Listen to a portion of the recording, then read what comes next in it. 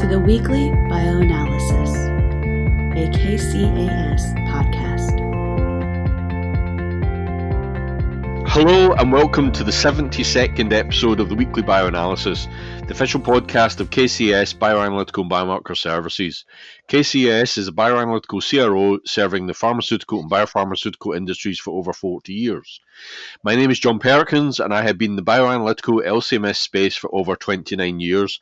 I'm here with my co-host, Dominic Guarino. Hi, Dominic Guarino, expert in ligand-binding assays and cell and gene therapies. Been doing this for close to 30 years. Dom and I are members of the growing scientific advisory team at KCAS. Either or both of us are available to answer any questions you may have regarding this podcast or any of KCAS services. Today we're here with two guests, Lindsay Rutherford, scientific advisor, and Don Duffield, scientific officer at KCAS, both of whom are also members of this growing scientific advisory team at KCAS. We are thrilled to have you listening to the 72nd episode of the podcast, which is now available virtually everywhere. Wherever you choose to find and play your podcast, you can now likely find the Weekly Bioanalysis. We welcome all of you, whether you are joining us for the first time or if you're a regular listener. Today's podcast will be a review of the latest news and resources, and then a focus on a topic of our choosing before discussing any feedback we've had from you. We're constantly looking for topics, and we'd be happy to discuss something that you want us to cover. So again, we're ecstatic to have you here, and we're looking forward to a fun episode today. To kick us off for podcast number 72, Dom is going to go over today's podcast topic a bit before we jump into the news and resources section. Dom. The final podcast of 2023. We got a jam-packed agenda. We've got a couple guests, as John had mentioned, but the main portion of, as always, we'll go over some news and resources, and then the main portion of our podcast will give you an introduction to our scientific advisor team and do a recap of 2023. All right, John, let's just jump right into the news. Of course, this first article is near and dear to my heart, but maybe you tell us a little bit about it. Sure, yeah. It's FDA opens review of CAR T safety after identifying 19 cases of post-treatment blood cancer. So basically, the FDA is reviewing the safety of CAR T therapies after report patients who developed blood cancers following treatment with the products.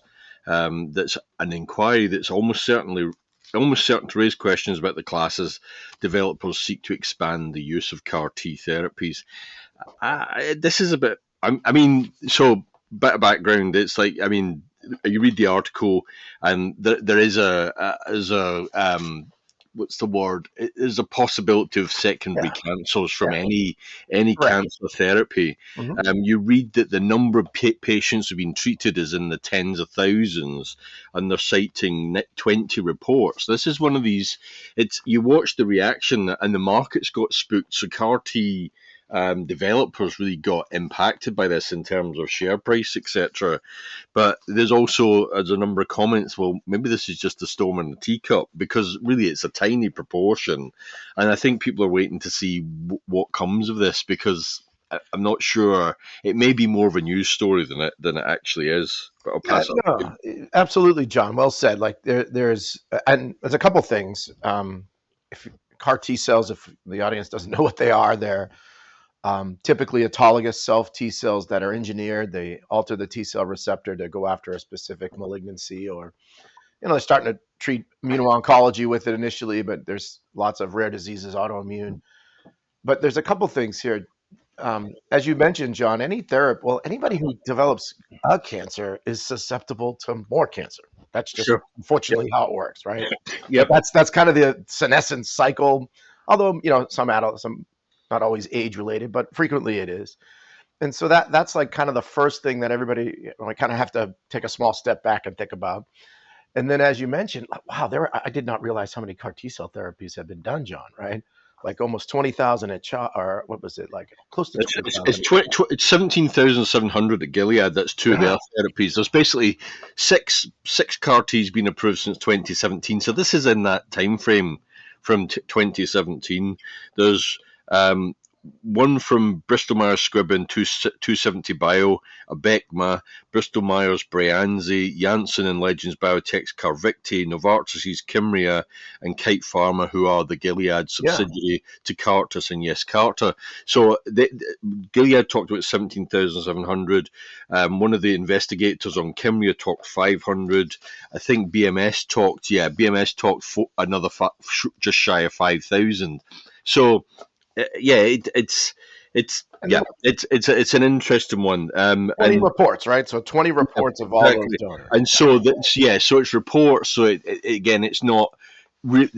As I think someone said in the second article, because we also said that clinicians say benefits of CAR T outweigh the risk of these T cell malignancies. Right now, I mean, a lot of these patients aren't just on the monotherapy. So if they've developed something, like a lot of these patients, if it's 20, they don't know if it's from the CAR T or if it's from something that's been co-administered. And as someone else said, it might be that those co-administers have rendered them some of these patients more susceptible to downstream effects of CAR T therapy. So there's a bunch of things at play here, and I think it's good it got reported, right? That's a good sign. That's the system working. But as like any good therapeutic, there's some side effects. 20 is a small number, although it still has to be addressed. They don't talk about the mechanism behind it, the why, but CAR T cells continue to evolve, and as soon as they tease out, they being scientists, the companies, they'll start to tease out maybe what might have triggered this. If it is indeed any sort of correlation, right? They're still early in trying to figure this out, because they talk about like malignancies. They don't go into the specifics of it, but if there are any like ways to kind of start to work backwards and figure out if the actual T cells themselves, the CAR T cell therapies caused it, they'll evolve into ways to reduce the rid of it. That's the beauty of these CAR T cells. They're not, initially there was a lot of immunogenicity. They've sort of knocked some of that down. They continue to find ways to make these bigger, better, and badder. And so I'm not worried at all. I know the markets did take a little hit, as you kind of mentioned, and then that next article is actually a very good one around, hey, wait a minute, let's not start hating on these CAR T cells. These are the future of medicine. But and it might be good timing to highlight this as something to investigate, because as you mentioned, there is that expansion of CAR Ts starting to be investigated for autoimmune diseases such as lupus. You're going to be talking a wider patient population. So maybe it's something for those developers to be vigilant about as they roll these out into clinical trials, etc. And then there's also really the allogenic ones are where the real keys to treating massive amounts of people at an affordable cost. That's where the industry needs to get to. Or may not happen in our lifetime, but that's really I think the holy grail of medicine. When the difference there, right, John, is you don't need to take your own cells out, go through the whole process. They're off the shelf, ready to go. You're using absolutely. So. I don't know if you got anything else on that second article. Nothing much to add. I thought it was worth talking about, but let's move on. Next one, and this is again nothing earth-shattering, but just more applicable to us as a company. ADC manufacturing will likely stay with established CDMOs due to the high barrier to market entry. This was just a general commentary about complexity of ADCs, and we're obviously familiar with them because we've supported a number in clinical trials and some through to market. Where we work on ADC, it can affect almost our entire Olathe business. We got the LBA team doing the large component of the molecule. Quite often the LCMS doing the payload, although obviously LCMS can do the large portions too. So we're interested in anything about the ADC space, and really this is talking about just the complexity of manufacture, because you need a team who know large molecule synthesis. You need a team who know small molecule synthesis. You also need to have massive controls in place in terms of toxicity of these therapies. So if you were thinking, I want to make some money and there's ADC's a hot spot, it's difficult as a startup to get into it. So it does sort of beg the question to me. Obviously we see more and more ADCs coming through from new startups, etc. And will there be a point at which where demand exceeds supply, and how will that impact the development of ADCs in the long term? So I thought it was an interesting article from that point of view. Yeah, no, some great numbers here, right? This evaluate predicts market demand for ADCs to increase by 29% over the next 6 years. Currently, like to 1.9 million doses by 2028. There are around 90 CDMOs that can do this type of work of the 300 worldwide. All pretty good stats, but that's a low percentage, right? That's less Yeah, than a third that can do it. And when we sometimes forget that one of the, John, you've been here a long time, 4 years. I've been here almost 11. One of the things that helps separates KCAS is our ability to our rich history of looking at the payload, and that is a toxic substance. So we've been looking at that for 40 years now, right? Essentially. And then when we brought on small molecules about 14 or 15, almost 13 years ago now, or 12, it was an easy transition into ADC space because we had the depth in the small molecules, and then we were building up the large molecule. And now today, the rest is sort of history. Why do I bring this up? Well, one of the challenges we do have is when we go to, and this is why not all CROs are, even those that might have small molecules and large molecule capabilities, they all can't handle ADCs. I forget the numbers. I still only feel like it's maybe 20% of bioanalytical CROs have both large and small. It's not a big number. And when you mentioned doing, you could do almost all the PK work by hybrid mass spec. We have our expert on; she can tell us more about that, maybe. But the immunogenicity component of it, that does get tricky, John.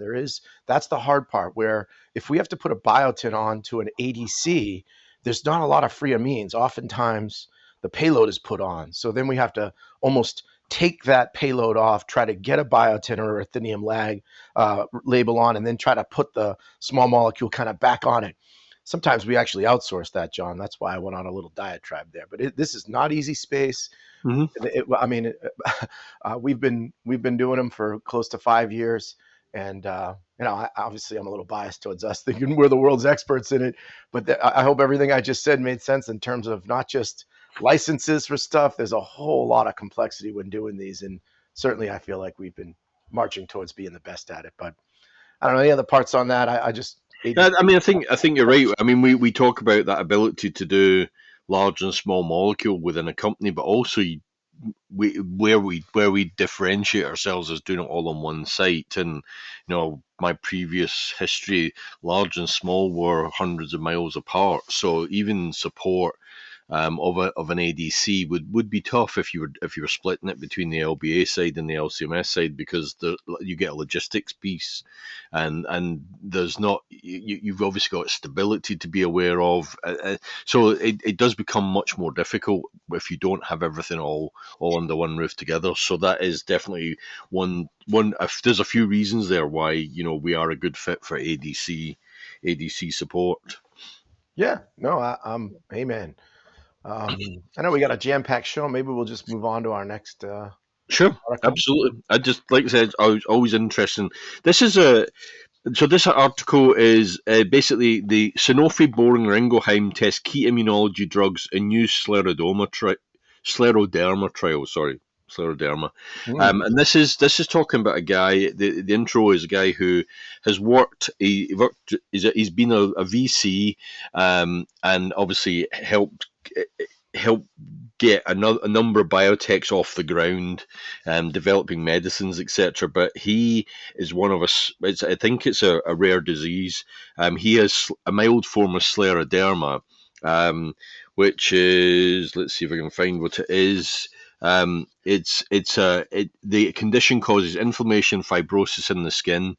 The guy, his name is Luke Evnin, has a milder version, but for many patients, the disease harms other parts of the body, particularly by scarring the lungs.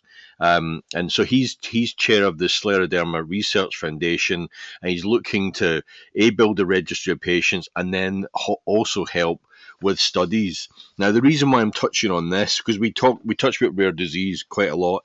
He enlisted both Sanofi and Boehringer Ingelheim to work with them, and and the way they're going at this is not your typical clinical trial. It's like an emerging approach called platform trials, where the approach is to test multiple medicines in parallel, and they share a placebo group. So you're basically saving money in terms of patients, and you're saving costs. You're making the whole thing more efficient. And like I said, this is a relatively new thing, but they're starting to take off. And I think it was a Canadian group it said since 2020 there's been about 100 of these types of studies, with 2/3 of them launching in the last 3 years. So it's something that's gaining traction, and rare disease might be an area where this could be particularly good, where you're again, you're talking a small population, so if you can keep the number of placebo patients down, then it makes sense to be then testing that limited population on drugs that may have a benefit for them. I mean, you want the placebo control, but if it's a rare disease, you really want as many of those people to be trying a potential therapeutic, particularly when so many of these rare diseases are very debilitating. Yeah, so this is I guess it's kind of the first I've sort of heard of that. They call them platform studies. I'm still not. I don't know. Maybe I'm just slow on the uptake this morning as we round towards Christmas, but it's not really registering. Other than, are they taking like the Sanofi OX40 ligand drug, and I always hack these things up, altilmumab, along with Boehringer's BI 101550, and that's a PDE4 inhibitor. They're doing those as a cocktail. No, in parallel arms. Ah. Yes, that's the way that's the way these work. And these things are approved for other diseases, and they're just I think it's part of the development. He is. Oh, I see. They basically joined forces. See, I was a little slow. Now I'm like, why is this? I don't understand what the benefit is. I get it now. It's more of that sharing. That's why they keep mentioning 2020. This is all during COVID time. Yeah, everybody was playing kind of nice together, and this is still some of the fruits from that somewhat tragic time. I read, obviously I scan a lot of these articles, and this was one where I thought this has something different to it, which is why I want to talk about it, because yes, you're right, it is that more of a collaboration. Obviously they've got someone who's catalyzed that, bringing people together to work on this, but if you can maintain that kind of approach, then it is good for the industry. Yeah, I mean, really, as you just mentioned, when you have basically two arms in parallel approach for different drugs, and only one placebo group, that saves a whole placebo group, right? So that is very beneficial. Yep. No, I get it now. It just took a little while. Maybe I need another cup of coffee or something. But it's early. It's way too early for all of us. This next one's pretty cool. I'm a big fan. Yeah, this is done especially for you, because you always need a Star Trek type news article. And this is, I'm probably going to read what it is, and then I'm going to shush, because I'm still trying to get my head around it, to be quite honest. So the headline was "Fascinating and Completely Unexpected: Tiny Robots Fix Neurons." And I'm going to read from the article. Science fiction has come to life once again. Researchers have developed tiny biological robots, or biobots, that can heal brain cells, or at least in a petri dish. In a study published November 30th in Advanced Science, and it sounds like I'm mocking this, I'm absolutely not. I just love the tone. A research team led by scientists from Tufts University and the Wyss Institute at Harvard University described how they used unaltered tracheal cells to create self-assembling multicellular robots that range in size from the width of a hair to the point of a pencil. Dubbed anthrobots, the robots were able to stimulate a layer of live, wounded human neurons to regrow. The scientists hope to eventually use them as tools in regenerative medicine, as well as to clear arterial plaque and recognize bacterial and cancer cells.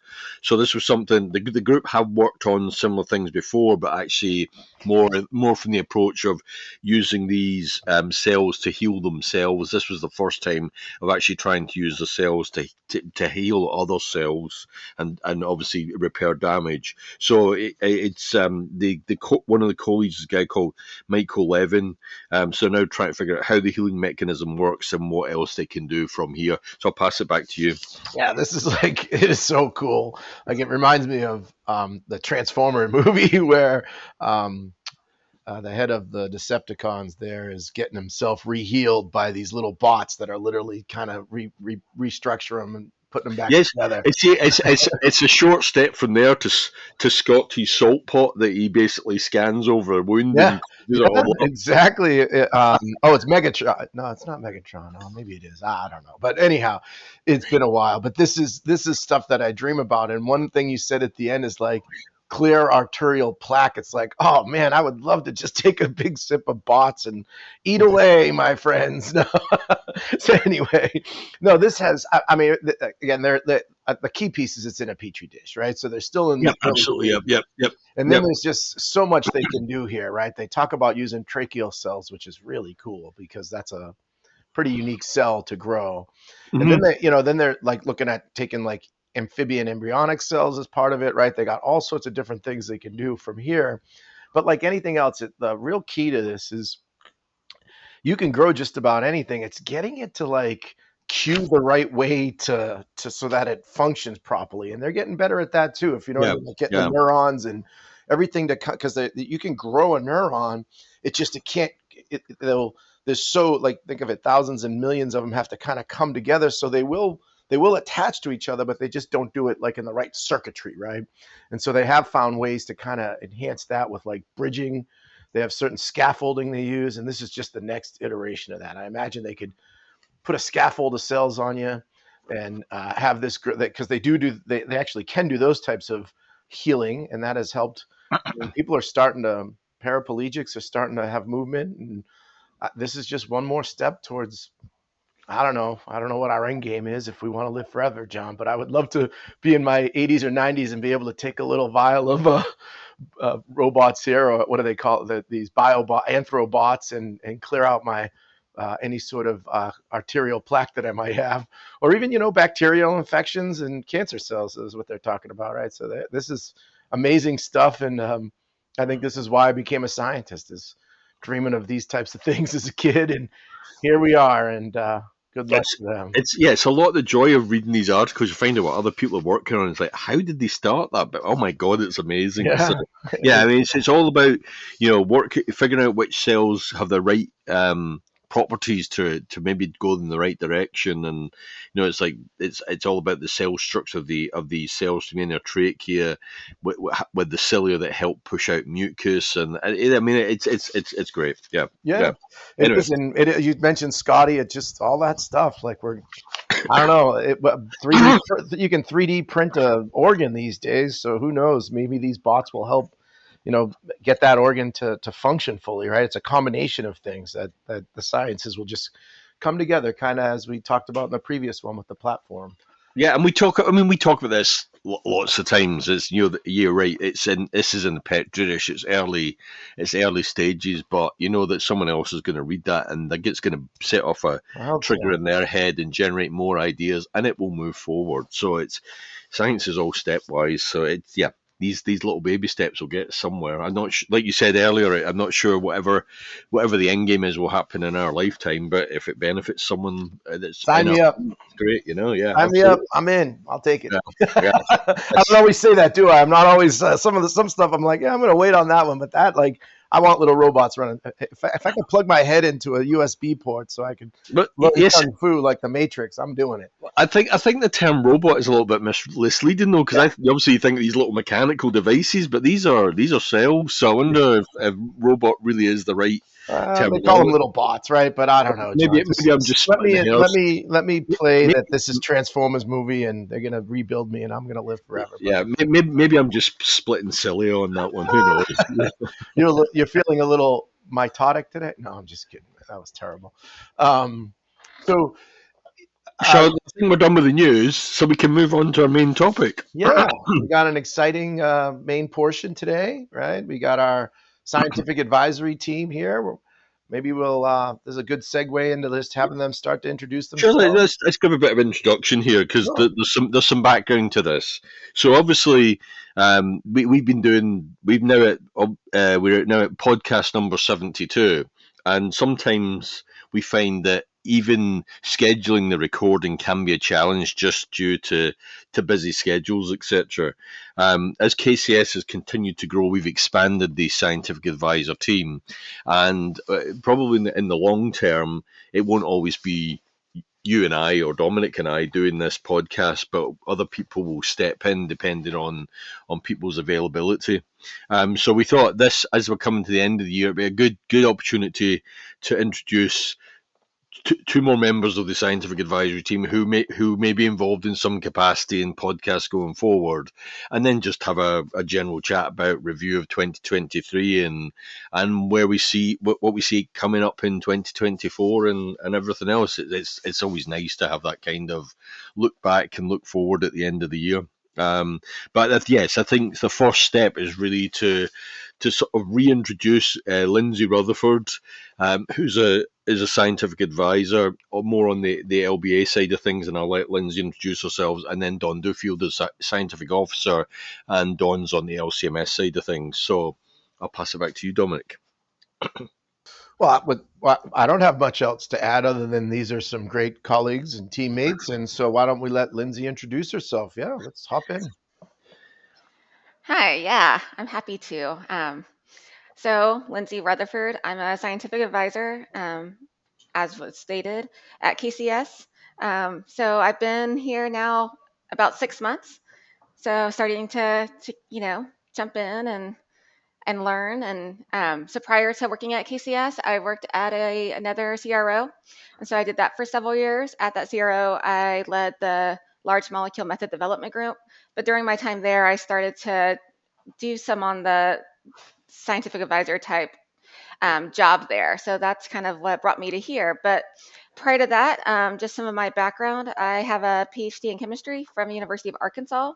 So after I got that, I um, stayed in Arkansas in Fayetteville, and I worked at a couple of startups. So the first one I worked at was a pharmaceutical startup. So that was very interesting. It kind of led me on my track to working at a CRO. So there we were working on a drug for osteoporosis. So I worked there for a couple of years. We had a total of 3 people. So it was very much wearing multiple hats type job. After that, I joined another startup only in the diagnostic space. Also very, very small, less than 5 people. But we were able to look at biomarkers and figure out which biomarkers would work well for diagnostics for screening for breast cancer. So I did that, and then I moved to another diagnostic, and then from there made my way up to the Kansas City area where I got a job at Icon, and now I'm here. But overall, I have about 15 years experience in assay development. Like I said, working in both large and small startup type companies with a background in both CLIA and now the Bioanalytical lab space with FDA. Yeah, this is Yeah, I hope you realise that, as a large molecule person, you're going to have to spend a lot of time discussing the benefits of ligand binding versus LCMS. Because I know Don's always ready to do it, so you got to be prepared to fight your corner on that Yes, one. yeah, okay, yeah, I'm ready. and it feels like David versus Goliath here because you've spent most of your career in single digit companies, and then Donna will give her background when she couldn't be further on the opposite side of the spectrum. So, Don, maybe you give a little intro. Yeah, hi, Don Duffield. As everybody or John said, I'm a scientific officer for the company, primarily in mass spectrometry. I've been there going on about 6 years. My expertise really lies in a lot of different types of mass spectrometry, both large and small. But my depth and breadth really is in the large molecule LCMS space. I've been kind of in that space for probably 25 years. And as Dom said, prior to KCAS, I was at large pharma at Pfizer for over 21 years doing a lot of large and small molecule LCMS, started kind of in the traditional proteomics field, and then quickly moved into a more targeted quantitation of proteins kind of area. And so I've been doing that for, like I said, about 25 years or so. When I came to KCAS, I actually started the large molecule LCMS group here about 5 years ago and led that and built up a really nice team. And then about a year ago or so, I moved to the scientific officer role to kind of help promote and kind of leverage some of our expertise and externalize some of that area as well. So yeah, it's been fun, and like John said, I'm always ready to debate the hybrid versus large molecule LBA kind of space, and Dom and I have done that quite a bit, and we'll continue to have that battle between the four of us probably. Yeah, no, you're looking forward to sparring with Lindsay is what you mean, because we've done enough of it, and yeah, that's always a good discussion. But yeah, thanks a little bit, both of you, for your introductions here. We're excited to introduce you to our community, and as we alluded to earlier, no good deed goes unpunished, so you get to maybe co-host this together in the future. But with that being said, we'll move into John. Where do you want to take us on our overview of 2023? So much has happened, and we've Well, got this great team. if so much has happened, tell us what's happened. And yeah, we For us, I think the biggest thing is we didn't have any moves this year. I know that's kind of counter, but this was the year of the first year we didn't move anything, so that was great. But no, we had an unbelievable year in 2023, didn't we? Yeah, I mean, I think there's a lot of consolidation and there was a lot of growth, obviously, within the once we had our settled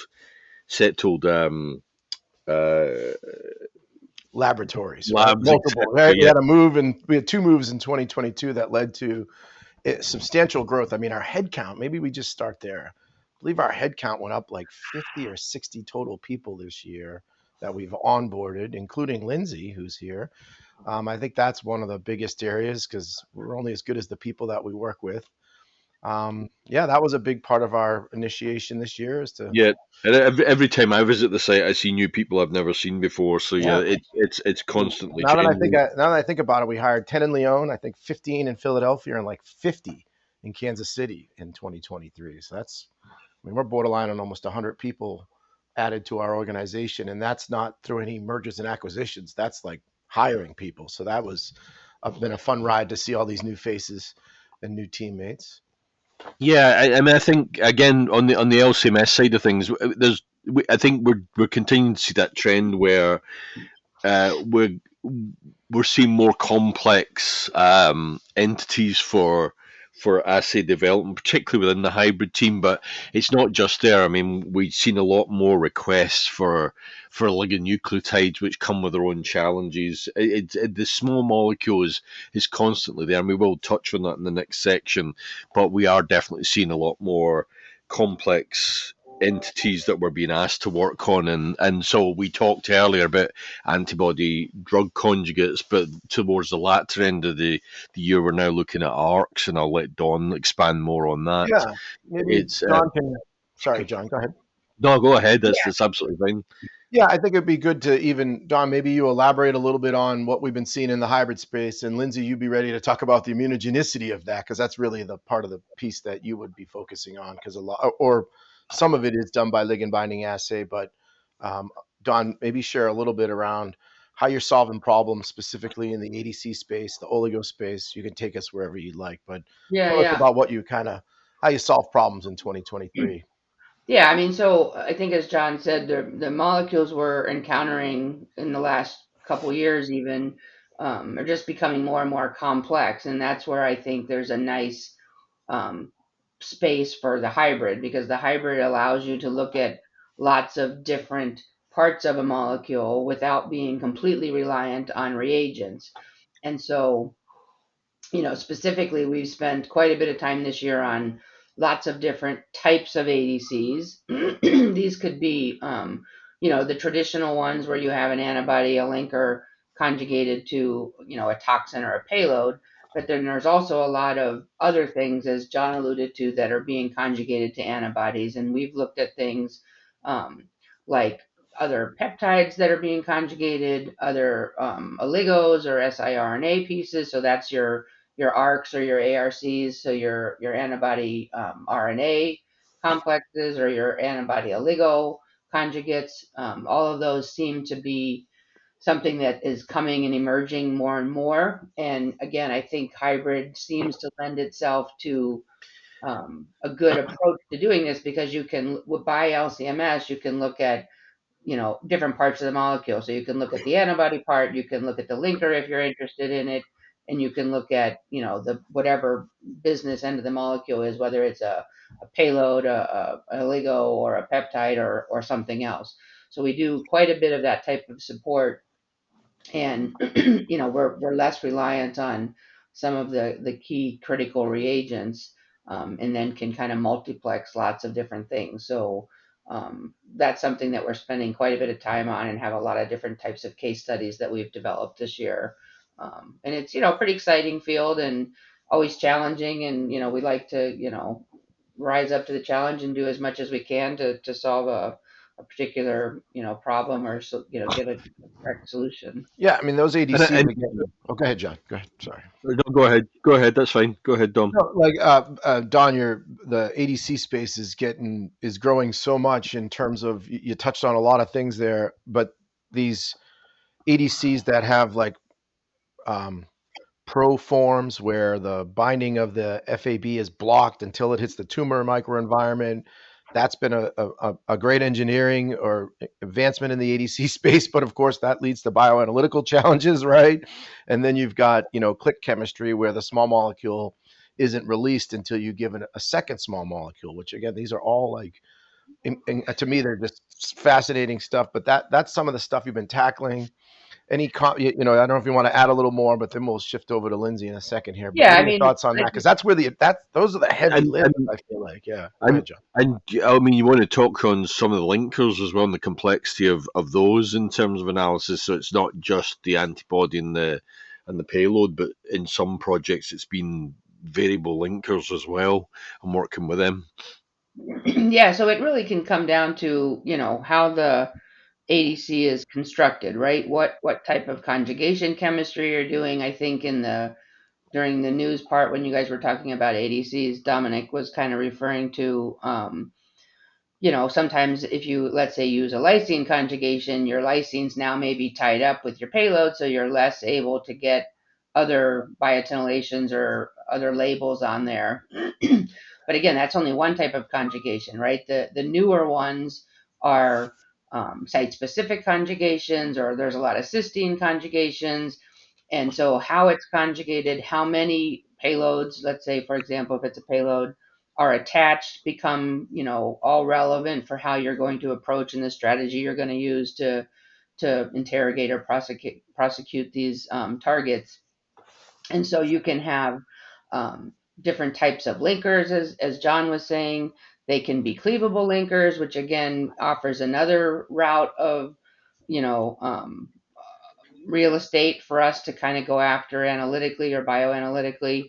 And so we have different enzymes that then can cleave off these payloads. So there's just a whole lot of complications and variances that can really affect your bioanalytical strategy.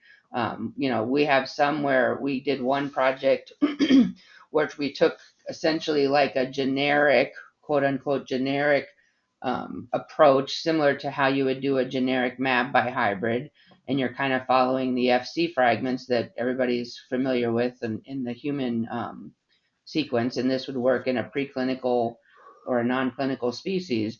And we kind of took that to a little bit of a generic ADC approach, where we had a client that wanted to interrogate or characterize 20 different ADCs, and all these ADCs were slightly different in their DAR, which is their drug to antibody ratio. So some of them might have 2 payloads on it, some might have had 4, some might have had 8. And so they all were very, very different. And the linkers, some were branched, some were linear. I don't think most of them were cleavable. And so again, it was trying to figure out a strategy that would allow us to quickly develop assays for several different ADCs without reinventing the wheel every time. But the one kind of saving grace that allowed us kind of a path forward is they all had the same payload. And this payload in this case was MMAE, which is one of the common payloads that were used. And there are reagents available to that. So in this case, you could do an IP or an immunoprecipitation or an enrichment affinity capture step at the MMAE level. So you would grab anything that had an MMAE attached, and then using hybrid, you use a digestion step, you try to generate peptides.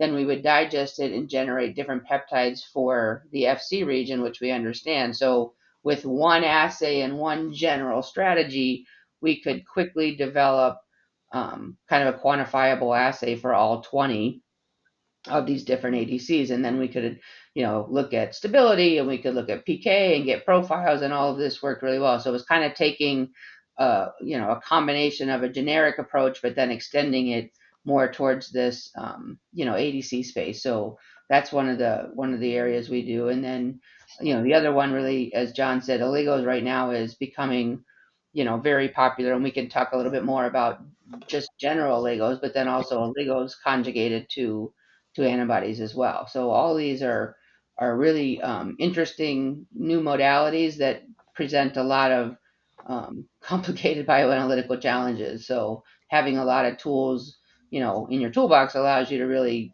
pick the best approach to kind of get the answer you need. So Don, and then we'll shift over to Lindsay a little bit here to kind of highlight some of what we're seeing on the LBA side in 2023. But for the oligos, is the oligo attached to the antibody framework, or is the oligo being attached with a payload, or both? Yeah, so you have the antibody framework, and then you have a linker, some kind of linker. It depends, different linkers, and then the linker is attached to some kind of oligo. It can be a fully double-stranded, siRNA. Mm-hmm.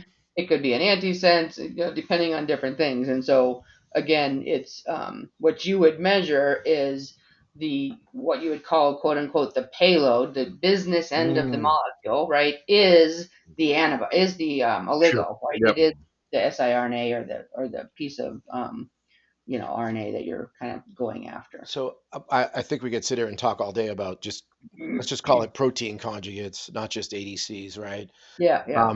And I still feel like there are other forms of oligo conjugates than just on frameworks of antibodies, but maybe I'm mistaken there. Let's switch over to the LBA side because that's where the fun really happens. Yeah, okay, good. Them are fighting words there, Dom. You can see both of you started. So Lindsay, why don't you dive in? I think we know Sure. where you're going to go, but yeah, go ahead. Yeah, so I know you kind of mentioned it earlier, but we've been doing ADCs for a long time in the LBA space. So as Don kind of mentioned, when you get to LBA, it is dependent on your critical reagents or your agents. Sometimes those need to be specific. Sometimes you can use off the shelf reagents, but it really does come to the reagents. But from there, you can still face challenges, but KCS does really well at kind of stepping up and meeting those challenges, especially if looking at ADAs. So when you're looking at ADAs, sometimes you need that additional step. You have your bridge set up, but maybe you're having issues with background or drug tolerance. So that's when we get into looking at using an ACE procedure or an acid dissociation. Even going as far as to using even a PANDA, a pegylated step in order to truly capture those antibodies. Does that make sense? Absolutely. And then, a big part of it too is um, our magnesium chloride step, right? That's what kind of Mm-hmm. put us on the map a couple Yeah, years ago, right? yeah, we have some great poster presentations on that we've done in the past. Yeah, and I think the other part too is kind of switching gears and just sticking along the immunogenicity space because I do think like if you think of mass spec, a lot of it this year was in hybrid for hybrid, excuse me, mass spec. It was oligos and ADCs and the PK component, but for us it was immunogenicity of ADCs, and you kind of touched on that. But really, the bigger piece was in the gene therapy space. Maybe talk a little bit about that because I think that's where we got a lot of I don't want to think of it as business, but it was business. But science-wise, we did some good things in that space. Yeah, we have, and that's kind of the hot topic right now. Not to jump off topic, but I even attended some cell and gene therapy conferences. The big discussion right now is on AAVs, and I know AAVs have, I mean, it's been they've been on been discussed for a while now, but they're still a really hot topic. Looking at overcoming any kind of AAV challenge is still a big discussion. Even the guidelines around them are still a little kind of murky, so everybody's kind of discussing what that looks like in the future. Yes, so the And pre-existing antibody challenge. so yeah, so that's you read my mind. I was going there next. Yeah, so the pre-existing, yes. So it's looking at is that going to be a problem, and how do you what's the best way to test for those? And so I think that's kind of really where like the focus is in the immunogenicity community right now. Yeah, and when you say how to test for them, there are off-the-shelf assays Right. that can look for pre-existing ones, but are they truly against your therapeutic, right? Because it gets from Exactly. we go from Yeah. ADAs, right, anti-drug antibodies, into ATAs, anti-therapeutic antibodies, and then there's anti-protein, and it gets into alphabet soup. But again, I think that whole field has its own discussion. When you touched on AAVs, sure, the pre-existing antibodies, there's a lot of investment there. I think people are starting to realize that everybody has them, so I think you kind of have to deal with it depending upon the Right. drug And then modality and so right. forth. But then, And then screening for them prior yeah, to starting your study, knowing what those look like in your patient population. yeah, Absolutely. yeah, it's definitely something that you have to keep your eye on in terms of the humoral immune response. But then it's for a lot of cell and gene therapies, or actually they're like gene therapies and cell gene therapies, I guess. But cell modify, I guess it's cell mediated gene therapies where the cell itself has a gene therapy to it, like a CAR T, for instance.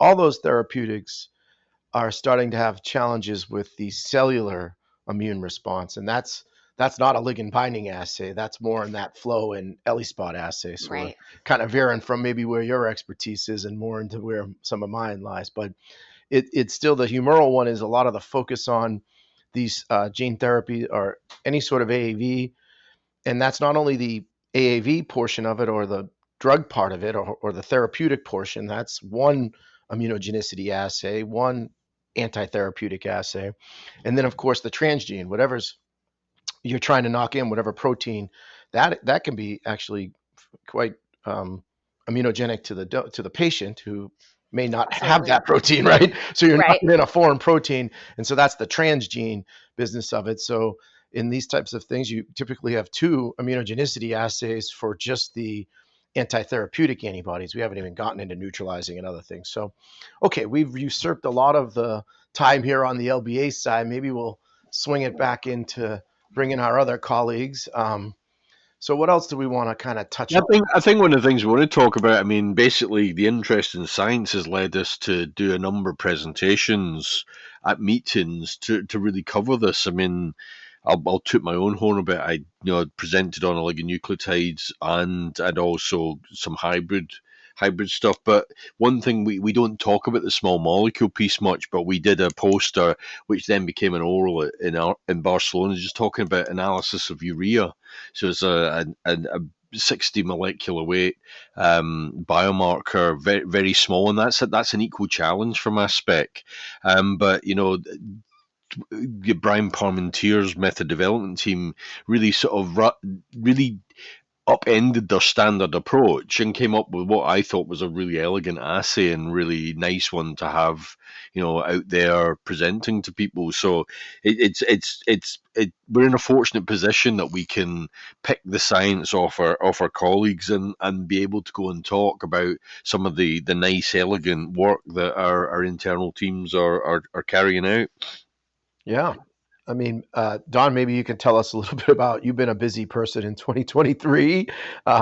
Certainly you and I did a nice recording at AAPS, and that was a lot of fun to do, but you've also been recently presenting to the PK focus group, and soon for the open forum. What is that? OSD, Open Scientific Discussion Team. You've been invited to as well, but maybe tell us a little bit about what kept you busy in 23.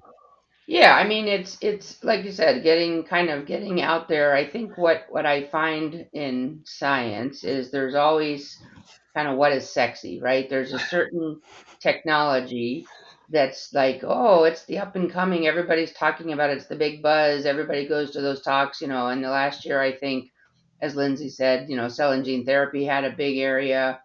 Several years ago, I think hybrid was a big area, and I think kind of due to some of the complicated modalities being developed right now, like we just mentioned, all the ADCs and that kind of stuff, even bispecifics, trispecifics, which we really didn't get into, really have come full circle maybe for bringing hybrid back into the fold or into the limelight, right? So I think, yeah, I've kind of been on the circuit lately, kind of going around, and at AAPS had a talk there to kind of go over different case studies. And I think what I've found is, there's a group of people that really know hybrid and know all the different types of sciences, but there's a lot of people that they know the thing they know, right? Like we always joke, between Dom and I, we'll have, battles on which is right? Is it hybrid or is it LBA? And I think the important thing to remember is it can be either, right? It just depends, and you need to understand the questions and what answers you're trying to find, and then pick the best one. And so having all of those as options, like John said, and having different people that have all this different expertise allows us to pick the best. But getting some of these out in front, and we try to illustrate some of our scientific approaches with case studies, and I really think that shows has a lot of power in it, right? It shows people how you think. It shows what types of solutions or problems can be solved with different technologies. And a lot of times, at KCS, we'll start with one and then we pivot to the other, or sometimes we'll look at both in parallel for a week or two, just to make sure we're doing the right things as quick as possible. So I think one of our goals is really to keep getting out there and continuing to showcase science, both for KCAS, but also just for the community in science, right? Yeah. To make sure everybody's doing the right things to advance science as best we can. Yeah, and you got me thinking about what else we did this year in 23 as an organization, and we did present at AAPS NBC on molecular services, and we were Carrie Vidal, our associate director of cell and gene therapy. She is on a paper that came out on how to validate PCR methods from AAPS, so we had strong contribution there. So that we had a large presence in a lot of areas that are growing. And then last but not least, Lindsay, I know you're at a little bit of a disadvantage because you've only been with us, kind of half the year, a little less than half the year. But you did go to one conference. You didn't present at it, but maybe you can tell us some highlights around that cell and gene therapy immunogenicity conference that you attended. Yeah, I actually attended two. So I attended the gene therapy immunogenicity and then the immunogenicity summit. So both of them were, yeah. Yeah. So both of them were very, very small conferences, which I have never, that was my first time going to such a small, like, niche conference, which I really enjoyed. It's kind of nice to be able to, like, zone in and focus. And there were some really great, great talks. So, as we were discussing earlier, a lot of it focused around the AAV and looking at, pre-existing AAVs and the idea of how to, overcome those, as well as overcoming, just AAV antibody challenges themselves. There is some, one that really sticks with me is someone presented on how important critical reagents are and having those, making those anti-IDs, especially in the LBA space. There was also some good discussion around, statistics, and I'll be honest that that's not my area of expertise, but it was really interesting though to listen to, like, the statisticians talk and how how to look at your data and look at it in different ways. So Yeah, yeah, the conferences were great. yeah, that statistical piece is always evolving. There are some, and I'm not a statistician, but I know there's been some changes in like some of it. I think we kind of went overboard and got too tight, and we're getting too many false positives. So they loosened some of the statistical parameters, but don't Yeah, quote me on that. nope, that's exactly, yeah, that's Yep. exactly where the discussion laid. Exactly, yep. Yeah. And could spend all day talking about immunogenicity and even the we're focused on the unwanted, but there is wanted immunogenicity as well. But Should we yeah, move on from yeah. 2020? What else? Yeah, I go think ahead. there's a lot we can talk Well, wait about, a but minute. I got to one, give myself a shameless plug here because I heard the word critical reagents. One of the things that I volunteered for, and I co-led the critical reagents focus group from AAPS. It started in January of this year. We had 10 total meetings. That has been a lot of fun and something that stay tuned in 2024 for sure, because we expect to put out some sort of guidance on critical reagents. And so there's my shameless plug. But go ahead, John. yeah, so I just thought that's like we talked a lot, and we got limited time. I think it's always important to remember why we do what we do, and it's to get help pharma companies get drugs to market. And in 2023, there was we used to touch on this every so often during the year, but more recently it's just we'll just do a recap at the end of the year. It turns out, at least to date, there's been 54 drugs approved in 2023, but the FDA site is a little bit deceptive because it doesn't touch on cell and gene therapies that have been approved. So one of the big approvals that wasn't on the FDA list of 54 new therapies was actually the first CRISPR therapeutic um, approved. It was between Vertex and CRISPR Therapeutics for sickle cell disease, and that was the same day as I think a gene therapy from Bluebird. But it's still interesting if you look at the 54, how many are still small molecules. Oh, We yeah.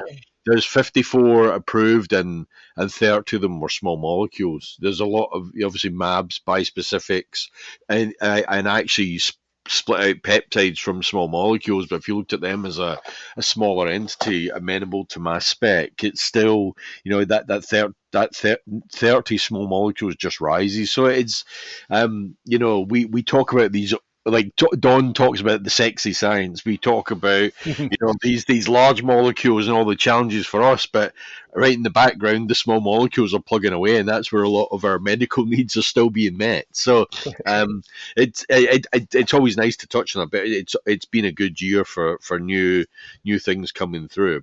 It's Um, amazing, isn't it, John? We've been doing this podcast for 3 years, and that number has stayed steady in mhm. terms of percentages, right? Like, Yes, I mean, the exactly. approvals, 54 seems a little low, but you're right that maybe we lump in the cell, but I feel like they've historically hovered around 60. But then It, it's 60% small molecules, and it's like right at that, isn't it? It's yep, unbelievable. yeah, exactly. And there's actually there's a couple that we at KCS have directly worked on. I'm not gonna tell you what they are, but they're in there. And Oh, there's yeah. actually there's a couple from my previous life that both have very interesting backgrounds. And one we worked for one company and it's bounced around until final approval, and then there's another that had a long path to approval. But yeah, it's nice to see things that you worked on a long time ago hitting the list and actually getting out there on the market. Yeah, I mean, I think one of the big ones on here was the depression drug from Sage. That's a first in Sure, yeah, yeah, class yep, too.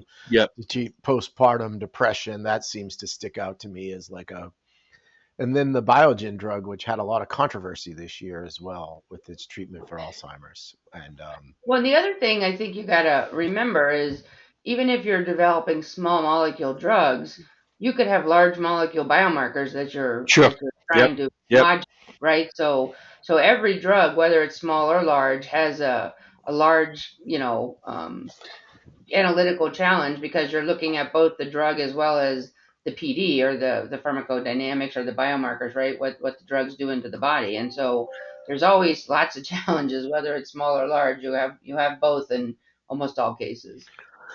Very true. Very true. I think sometimes some of these, the pharmacodynamic gets even trickier, Yes. and even more critical, especially in the cell and gene therapy space where you lack a true PK. So that becomes the PD, becomes your PK sort of. And you can't ignore the PD piece. It's interesting, we talked about 2023, and I hate to go back to a previous topic, but Dawn and I just did a webinar on biomarkers, but we did it in collaboration with SciEx, and the request was to focus on small molecule biomarkers rather than large molecule. So, there's a number of the panels that Dawn's team have worked on, are of real importance and a lot of interest out there in the community.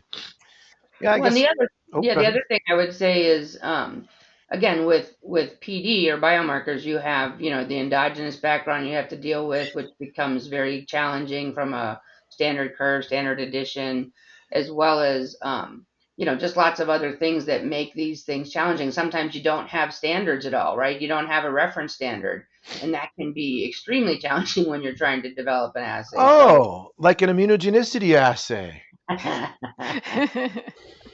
just saying. No, and just to round out our webinars, I did give a webinar on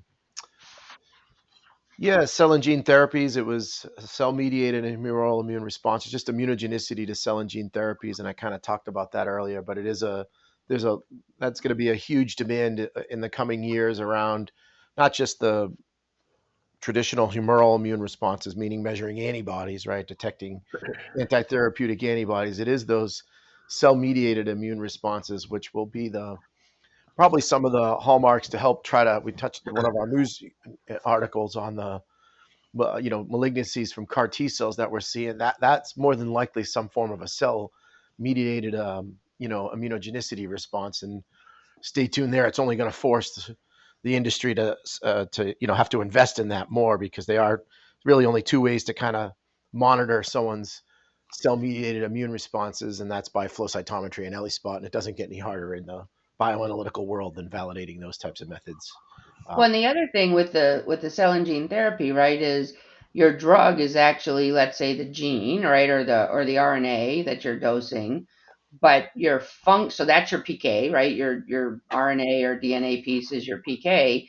But what's the first step is, right, that's translated into a protein. So your functional PK is that translated protein. So do you call that PD? Is that your biomarker, or is that your functional PK? And what kind of guidances does that suggest you need? So all of those are, opening new regulatory areas that we all have to consider. How do we prosecute that stuff?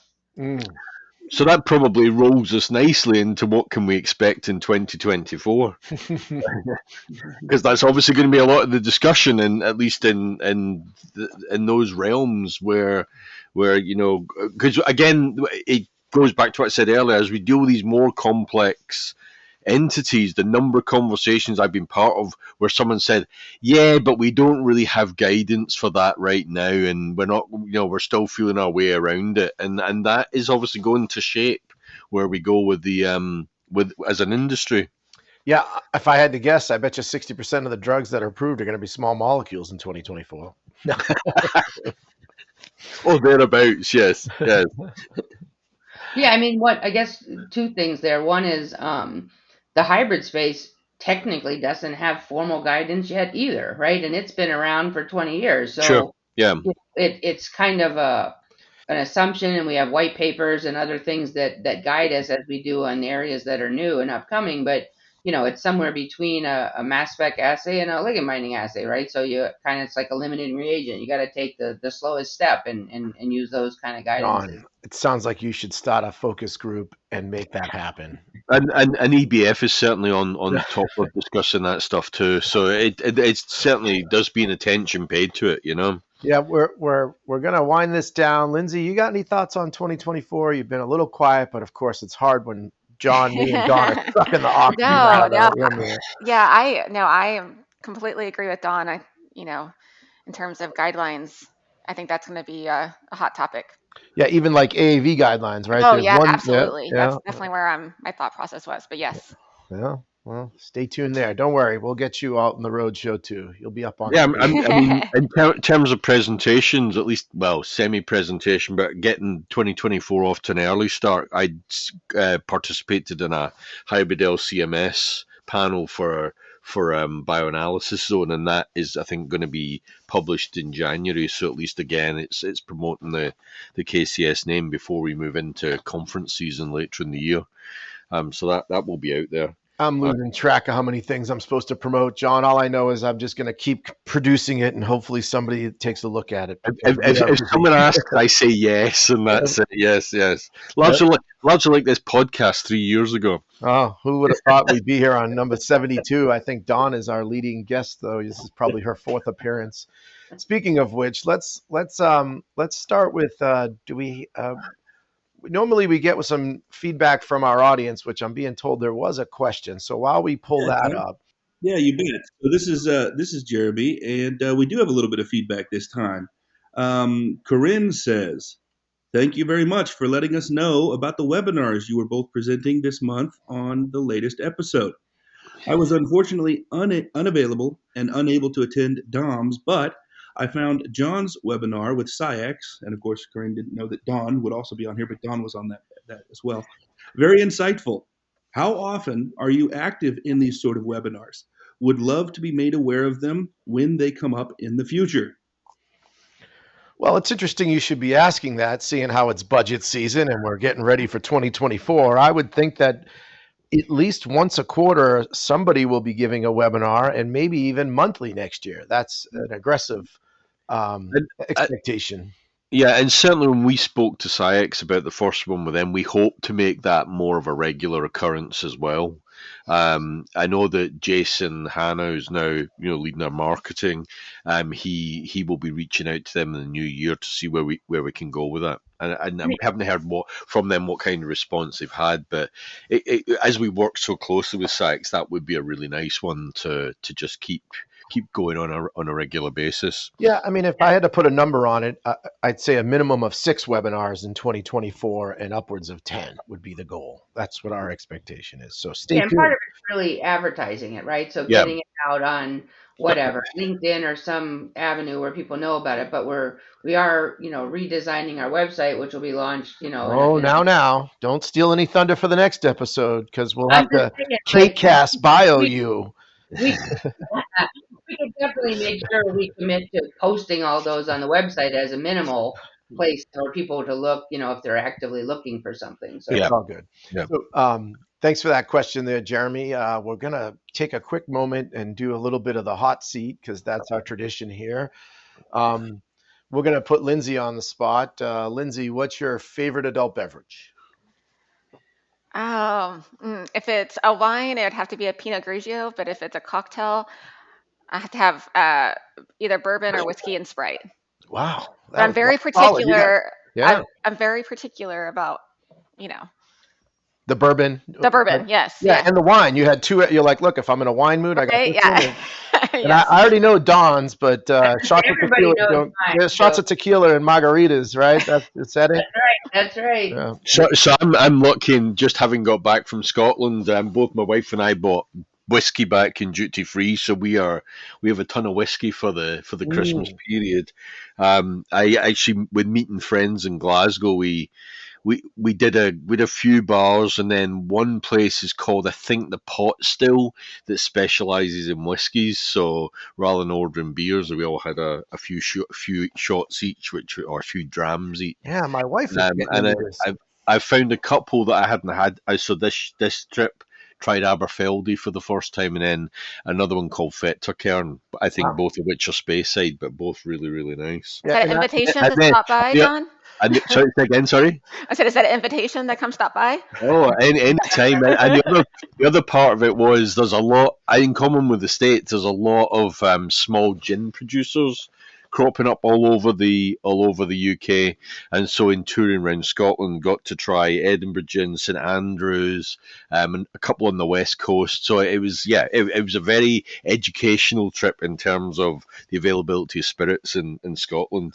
Yeah, I have my whiskey advent calendar. This is the fourth year. It's from a site called Flavar, is the site that you can join, and so I'm trying to learn about whiskeys. It's a fun hobby, and the smokier, sootier, more tobacco-y is what my wife likes. I'm less inclined. I want something that almost burns. But let's move on to.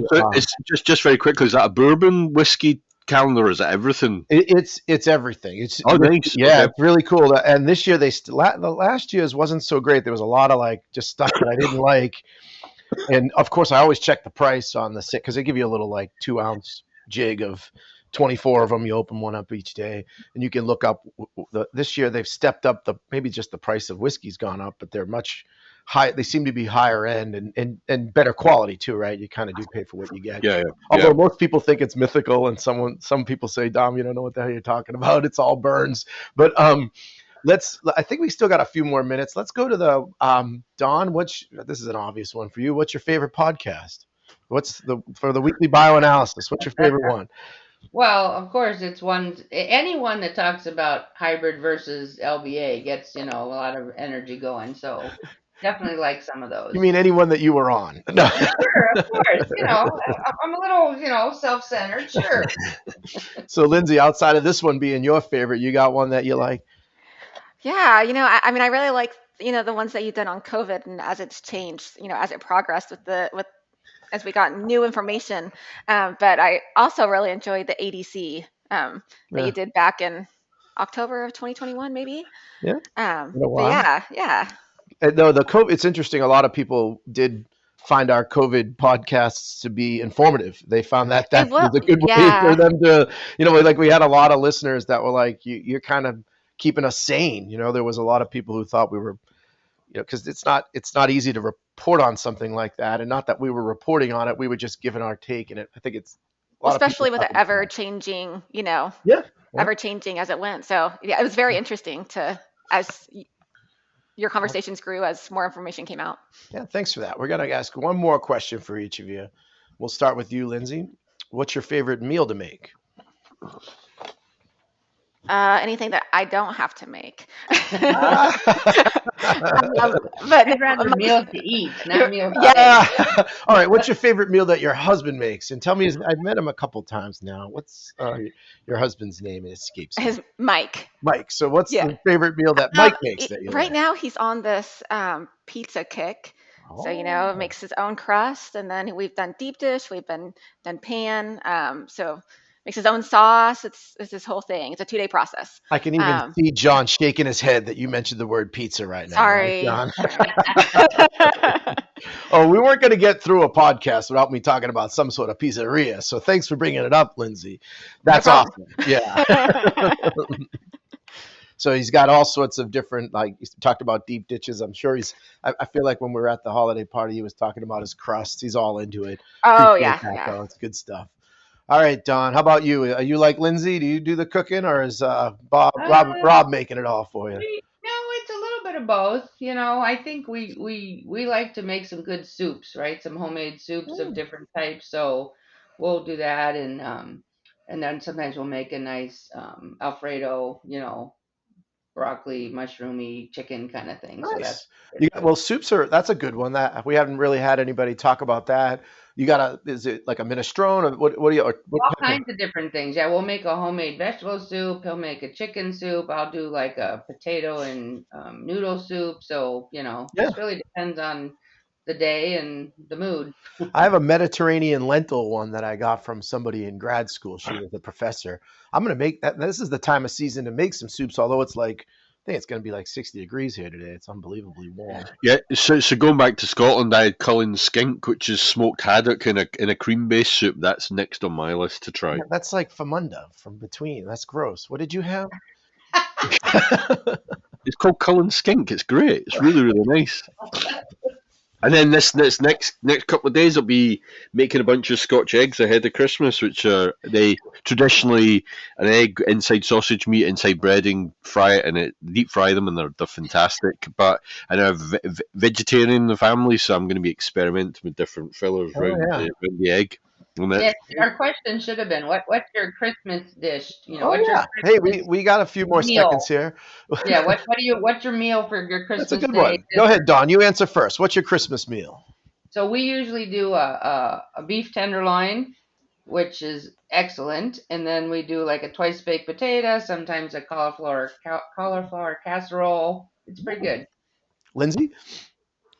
Prime rib. That's typically what my husband makes. That's really good. So that's mine. We make prime rib, and then my mother-in-law makes some duck with it and some homemade dumplings, which they're not my favorite, but for some reason my wife, who's Bohemian, she loves them, as well as my son, who's, I don't know, these are just dough with like gravy on it. It's gross to me. I don't understand it. I'm like, I need some filling. But go ahead, John. What do you make? I'm the complete outlier here. On Christmas Day, we do a full English breakfast. So it's bacon, sausage, egg, mushrooms, tomatoes, toast, baked beans, cup of tea, and obviously like mimosas and stuff as well. And that's our Christmas meal. We do like a full roast on Boxing Day, the day after.